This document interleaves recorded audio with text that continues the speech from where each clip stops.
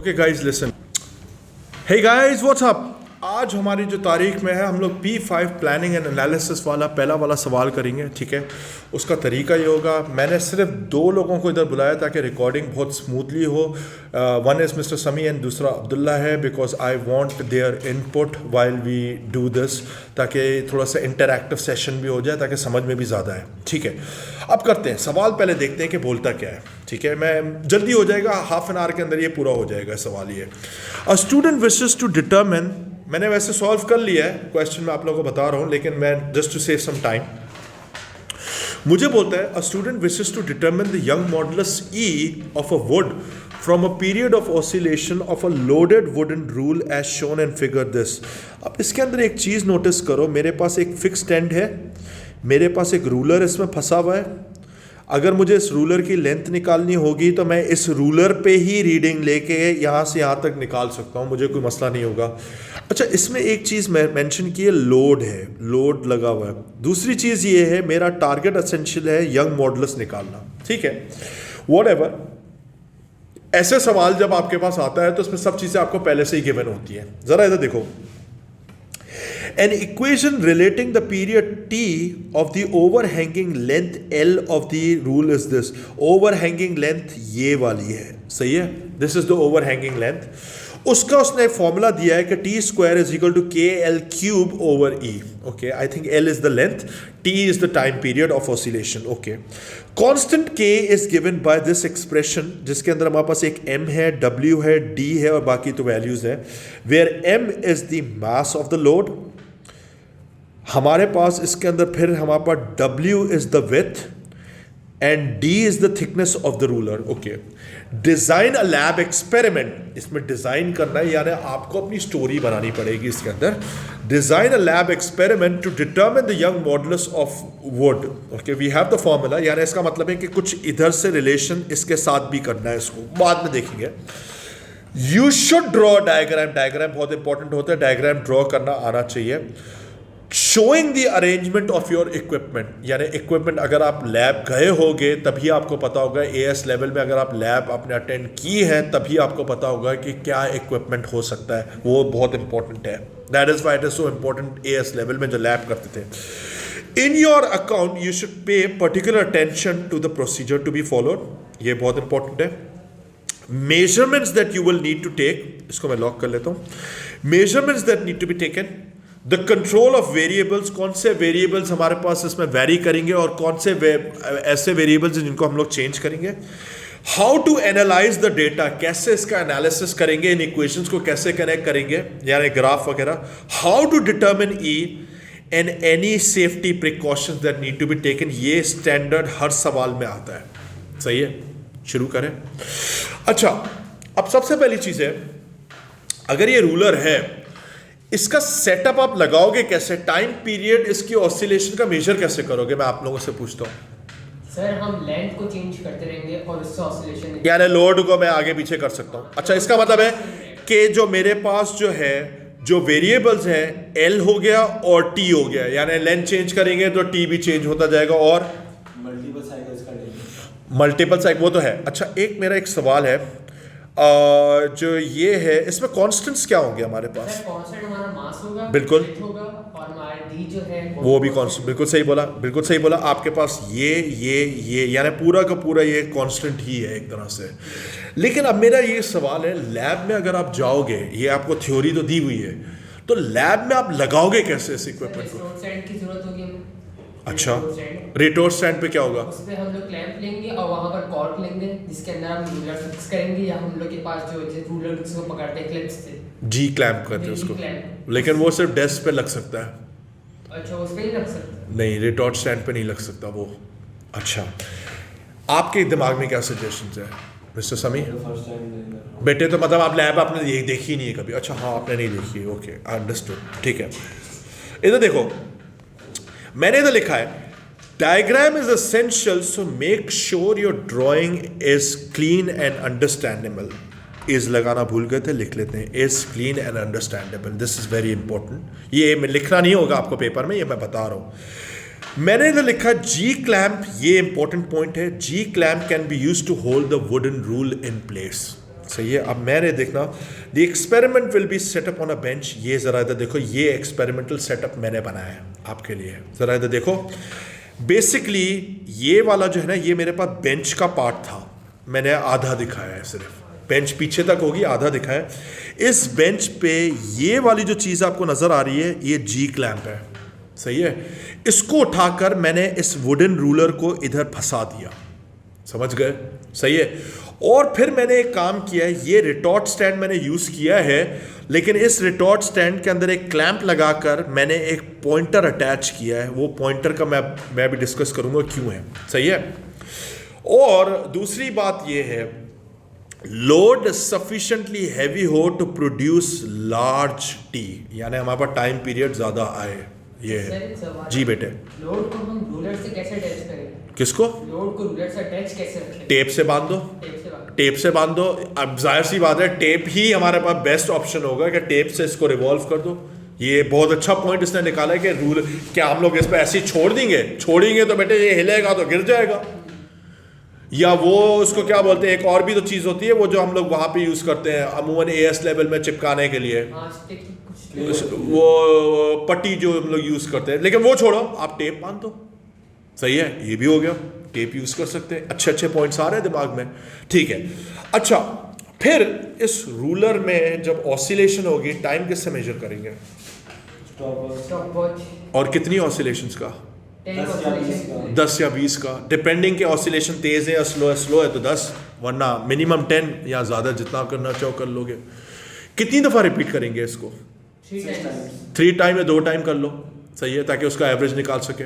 और फिर sir average निकाल के फिर एक टाइम पीरियड डिवाइड करेंगे, डिवाइडेड बाय 10। ये भी होगा, लाजमी होगा। ये सारी चीज़ें मेंशन होंगी, अभी देखते हैं स्टेप बाय स्टेप। पहले मैं आपसे डिस्कस करना चाह रहा हूँ ना। अच्छा, लोड अगर हम लोग यूज़ कर रहे हैं, लोड का मास कैसे मेजर करूँगा? मास वेइंग बैलेंस, मास या वेइंग बैलेंस, कोई भी बैलेंस यूज़ कर लो, लेकिन हम लोग नॉर्मल इलेक्ट्रॉनिक बैलेंस पे जाते हैं जो कि लैब में इजीली अवेलेबल होता है। अब मेरे को एक बात बताइए, पॉइंटर का क्या फ़ायदा होगा इधर? वाह, मेरे ख्याल से पॉइंटर्स एंड ऑसिलेशन सही से काउंट। एग्जैक्टली ये सबसे इंपॉर्टेंट पॉइंट बोला। Basically this pointer will serve as a marker, सही है, ताकि ऑसिलेशन मेजर करने में आसानी हो। क्योंकि हम लोग जो होंगे, मीन पोजीशन ये है, इसकी तकरीबन मीन पोजीशन ये है, इस मीन पोजीशन के आसपास ही तो हम लोग ऑसिलेशन मेजर करते हैं। अब ऑसिलेशन भी कैसे होती है कि ये ऊपर गया, यहाँ तक तो हाफ ऑसिलेशन हुई, फिर ये नीचे गया और फिर ये फुल ऑसिलेशन। तो हमारा सारा का सारा जो इसमें होगा काउंटिंग, हम इसके बेसिस पे करेंगे। ये भी हो गया। चलिए अब डिस्कस करें कि कैसे बनता है ये सवाल। ओके, सबसे पहले ये मेरा डायग्राम है, आप लोगों का डायग्राम वेरी कर सकता है। अगर आपके दिमाग में कोई और अच्छा आ रहा है तो बता दो, मेरे दिमाग में तो यही आया। ये अनफॉर्चुनेटली ड्रॉ करते हुए जो है ना, ये ऐसा लग रहा है कि ये ज़मीन से कनेक्टेड ही नहीं है, ज़मीन के साथ कनेक्टेड है ये, ठीक है। ये भी हो गया, ये आपको सारी चीज़ें पता होनी चाहिए। Okay, let's see. In this experiment सबसे पहला स्टेप आपके पास है, identify the variables in the constants clearly. मैंने लिखा है in this experiment very L, यानी मेरे पास लेंथ को मुझे वेरी करना है। इसका मतलब है कि मैं मास को आगे पीछे कनेक्ट कर सकता हूँ उसके अंदर, ठीक है। And determine T for each value of L, जाहिर सी बात है। कीप एम कॉन्स्टेंट, जो कि आप लोगों ने भी मुझे बोला था। Also keep W and D constant, जो कि आप लोगों ने मुझे भी बोला था। विथ जो थी और डी जो था, वो जो इसकी क्या थी, डी क्या था, D is the thickness of the ruler, ठीक है। ये सारी चीज़ें मुझे कांस्टेंट रखनी है किसी भी हाल में। अच्छा, अब एक और चीज़ है, जाहिर सी बात है इस फॉर्मूला में के आ रहा है, के अगर आ रहा है तो मैं ये विथ और ये जो आपकी इसकी थिकनेस है किससे मेजर करूँगा? सेंटीमीटर रूलर से मेजर करोगे विथ? अबे क्या हो गया, और सॉरी वर्नियर कैलिपर से। दोनों चीज़ें वर्नियर कैलिपर से कर लेना, सबसे बेस्ट रहेगा, इजी वे आउट, सही है। और एक और बात है, क्या सिर्फ एक रीडिंग लोगे? नहीं, इसकी 3 रीडिंग लेंगे आप उसकी 2 एटलीस्ट लेकर उसका एवरेज लेना ज़रूरी है, यानी मल्टीपल पॉइंट्स में थ्रू आउट द लेंथ इधर इधर इधर इधर लेकर फिर एक एवरेज वैल्यू लोगे। हो सकता है इसकी थिकनेस कहीं ना कहीं वेरी भी कर जाए, सही है। So this is very important, ये सारी चीज़ें सीख रहे हो आप, सही है, हो गया। अच्छा, फिर ये हो गया G clamp can be use to hold the wooden ruler, ये मैंने बता दिया था आपको। अच्छा, फिर उसके बाद ये यहाँ तक तुम लोग पहुँच गए, ये सारी इंपॉर्टेंट चीज़ें थी। वेरिएबल्स, ये पहला पॉइंट तो यही होगा। डायग्राम के अपने मार्क्स होंगे, इसके अपने मार्क्स होंगे, वो आप MS से देख लेना कितने मार्क्स होते हैं, ठीक है। अच्छा, अब चलते हैं मेन चीज़ पर, collection and analysis of data. Okay, मैंने लिखा है take a load of a large mass M to produce a measurable period of oscillation T। मैंने लोड लगाया, चिपका दिया, सही है, उसका थोड़ा सा देखा, धक्का दिया ताकि ऑसिलेट करे। मास can be measured with a digital balance, electronic balance भी लिख सकते थे इधर, सही है, कोई मसला नहीं है। Measure with W and thickness of the rule with the vernier caliper, जो कि अभी डिस्कस किया था मैंने। ये सारे पॉइंट्स लिखने आपको, छोड़ना कुछ भी नहीं है। Take readings of the rule at different points along the rule and find average, यानी ये वाली जो रूलर की जो थिकनेस थी, इनको मैं बोल रहा हूँ, एवरेज लेना ज़रूरी है। ये पॉइंट बहुत इंपॉर्टेंट है, आपके तकरीबन सब एक्सपेरिमेंट्स में ये चीज़ें कॉमन आएंगी, सही है। This is just one experiment. Build the experimental setup as suggested in the diagram, जो कि मैंने बनाया, लिखा है, मैंने बना के दिया। जी क्लैम्प, और मैंने जी क्लैम्प और बेंच यूज़ क्यों की है, मुझे इससे क्या फ़ायदा है, वो इसलिए G clamp and bench is to fix one end of the rule firmly in position, ताकि फर्मली अपनी जगह पे प्लेस रहे, एक एंड उसका, बाकी दूसरा एंड मूव कर सके। The pointer serve as a marker so that oscillations can be timed easily, जो कि आप लोगों ने मुझे खुद बताया था, इंटेलिजेंट हो आप लोग। फिर उसके बाद है secure the load with tape to prevent it from falling while oscillating, सही है। Measure the overhanging length L of the rule, वो तो रूल से ही कर लोगे, वही रूलर यूज करके उसमें रीडिंग निकाल सकते हो, सही है। Set the ruler into oscillations, keep the amplitude small so that the equation relating T and L holds, जो हमारे पास T का था, इतनी ऑसिलेशंस हो, इतना उसका एम्पलीट्यूड हो कि ऐसा नहीं कि वो जो है पूरा का पूरा लॉ ही वायलेट हो जाए, सही है ना। और थोड़ा सा इसको नच दिया, हिलना स्टार्ट हुआ, मेजरमेंट शुरू कर दो। ये नहीं हो कि उसको पूरा मोड़ करके रूलर ही टूट जाए, सही है, ये नहीं करना है। या ऐसा हो कि बस उछल रहा हो, अपना वेट का भी उसमें आ जाए, पता नहीं क्या क्या चीज़ें उसमें, इनर्शिया भी आ जाए, कचरा हो जाए, ये नहीं करना आपको, बड़े आराम से करना है, सही है। फिर उसके बाद है use a stopwatch, time at least 10 oscillations, आपने खुद बोला था 10 और more oscillations will reduce y, percentage uncertainty गिराएगा। एक पे तो कोई हमारे साइंस में हम लोग करते ही नहीं था, AS में नहीं किया तो A2 में कैसे करोगे। फिर रिपीट, टेक एवरेज। अभी तक हमारे पास सिर्फ टाइम आया फॉर 10 ऑसिलेशंस एवरेज में, एक ऑसिलेशन कैसे निकालेंगे, डिवाइडेड बाय 10, वही चीज मैंने इधर किया। Determine time period T using this, divided by 10, समझ में आ रहा है जो मैं कर रहा हूं इधर, ठीक है। Change positions of the load on rule to vary L, actually एक आ रहा था इसमें, सही है, स्पेलिंग मिस्टेक है, खैर हो गई, समझ गए। Repeat procedure timing to obtain at least 6 sets of result, जाहिर सी बात है 6 हमारे पास टेबल बनेगा, टेबल हमें बनाने की जरूरत नहीं है, इधर टेबल होगा तभी तो करेंगे। फिर उसके बाद सबसे इंपॉर्टेंट चीज आती है इन इक्वेशंस को मैनिपुलेट करना, जो कि मैं चाहता हूं आप लोग पहले करोगे। वो ये है, मैं ये चाहता हूं इन दोनों इक्वेशंस को कंबाइन करो, सही है, और पहले कंबाइन तो करो, उसके बाद फिर मुझे सजेस्ट करो कि मैं ग्राफ किसका प्लॉट करूंगा। ये पहले आप लोगों का टारगेट है, पहले आप लोग ये खुद करो, जल्दी करो, टाइम नहीं है हमारे पास, मैं चाह रहा हूँ 30 मिनट से पहले ही ये ख़त्म हो जाए।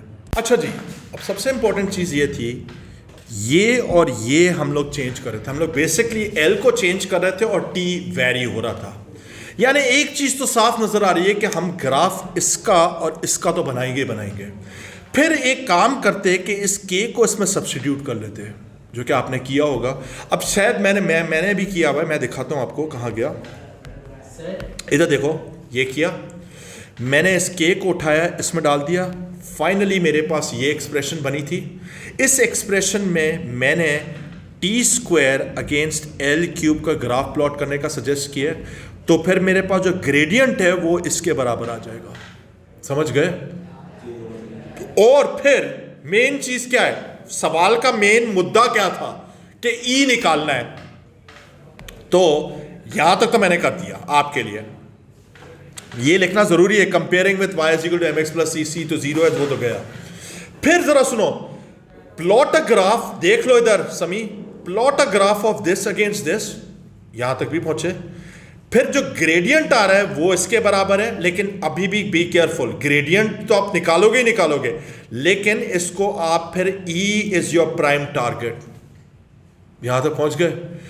E निकालने के लिए ग्रेडियंट डिवाइड होगा इधर, ई सब्जेक्ट बन गया। ई सब्जेक्ट बन गया, यही तो करना है हमें, समझ गए।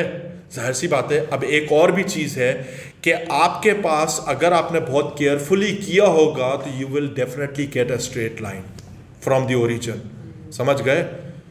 अगर आपने बहुत केयरफुली किया, आप मेंशन कर देना कि if the experiment is perform very carefully there will be a straight line passing through the origin, लिख देना, मेंशन कर देना, जो मैंने नहीं किया इधर। फिर उसके बाद हमारे पास जो फाइनल चीज़ आती है वो है सेफ्टी। अब सेफ्टी के लिए मुझे एक बात बताओ, अगर मैं इस तरह का सेटअप लगाता हूं तो क्या चीज़ें होनी चाहिए, क्या चीज़ें पॉसिबल है, क्या इंजरीज हो सकती है। इस सेटअप से इंजरी सर हाथ के बीच में दब सकता है। हाथ क्या, क्लैंप में फंसा कर आप हाथ फंसाओगे अपना? ओ भाई क्या हो गया, इतना तो डम नहीं होगा वो। और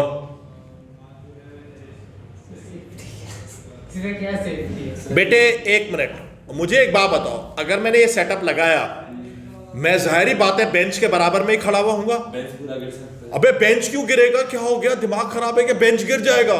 फिर यार इतना वजन तो नहीं डाला है इस पे मैंने, ईंटें तो नहीं डाली है, चलो मांस तो डाला है ना, क्या पता वो टेप उखड़ जाए, वो मांस जम करके आपके पैर पे गिर जाए, पॉसिबिलिटी है। या रूलर स्नैप हो जाए और वो घूम कर आपकी आंख में घुस जाए, फाइनल डेस्टिनेशन, ये हो सकता है। यानी आप ये बोल दो, always wear goggle so that if there is a chance that the wooden rule snaps, the sharpeners do not go into your eye and kill you. And shoes, shoes पहन के करो, ऐसे शूज हो कि उसके ऊपर अगर मांस गिरे तो आपको पता नहीं चले। यार दूर खड़े हो जाओ थोड़ा सा, लेकिन दूर खड़े हो गए तो फिर काउंटिंग में प्रॉब्लम आएगी। To make sure to tape सही से करें मास्क को, ये भी हो सकता है, सही है, ये चीज़ है। बाकी क्रिएटिविटी सेफ्टी में आपकी है भाई। रिटॉर्ट स्टैंड गिर गया, ये नहीं लिखना है, मैं सिर्फ बातें कर रहा हूँ, फाइनल डेस्टिनेशन दिमाग में चल रहा है भाई। डेथ फॉलोज यू एवरीवेयर, समझ आ रहे हैं, ये बात थी। मैंने इसमें क्या लिखा है, मैंने बहुत आसान सा लिखा है, to prevent injury from oscillating load keep feet away. Feet away या वेयर वो बूट्स लिख दो, सही है। और बस that's it, that finishes the question. ये आपका पहला सवाल इस तरीके का होता है, 15 मार्क का होता है। इसमें आपको हर डिटेल देनी होती है इस तरीके से। तो ये मैंने आपके लिए आज की तारीख में ये वाला मैंने आपको सवाल एक करवाया है, समझ गए। सो यू कैन सी, इसमें आपका जितना एक्सपोजर लैब में होगा उतना ही आप बेटर जवाब दे सकते हो। अब अगली बार जब हम रिकॉर्डिंग करेंगे तो उसके अंदर हम लोग लाइट गेट्स का भी इस्तेमाल करके मैं आपको बताऊंगा किस तरीके से यूज़ होते हैं, सही है। So this is totally up to you कि आप कितना क्रिएटिव हो सकते हो। मेन चीज़ है डायग्राम, बेटे ड्राइंग आपको बनाने आनी चाहिए, यहाँ पे ये सबसे बड़ा इशू बन जाएगा। और एक ही रंग का मैंने सवाल करना है। हाँ, एक ही रंग का मैंने सवाल करना है। तो बेटे अब ये थोड़ी है कि आर्ट्स का पेपर थोड़ी हो रहा है। और ये भी ये भी नहीं कि खून का इस्तेमाल करो कि भाई वो पैर फटा हुआ दिखा रहे हो अब हो भाई। लेकिन ये है, अच्छा इसके अंदर ये है, जो पॉइंट्स आते जाते हैं ना उनको लिखते जाया करो, समझ गए। ड्राफ्टिंग करके उसके बाद फिर एक प्रेजेंट कर लो। लेकिन एक बात याद रखना, 1 आवर 15 मिनट्स में 2 सवाल होंगे। सेकेंड वाला आपको पता है नाइट मेरिश होता है, पहले वो अटेम्प्ट करोगे और फिर इस पर आओगे पहले वाले पर, समझ गए। पहले वो वाले में तो कैलकुलेशंस वगैरह होती हैं, इसमें कोई कैलकुलेशन नहीं होती। इसमें सिर्फ ज़्यादा से ज़्यादा एक वो आपके पास इक्वेशन होगी जिसको मैनिपुलेट करना होगा, दैट्स इट, ग्राफ प्रेडिक्ट। लेकिन इसमें लिखना बहुत होता है, लिखना भी ऐसे कि क्लियरली लिखो पॉइंट्स को, जैसे मैंने किया है।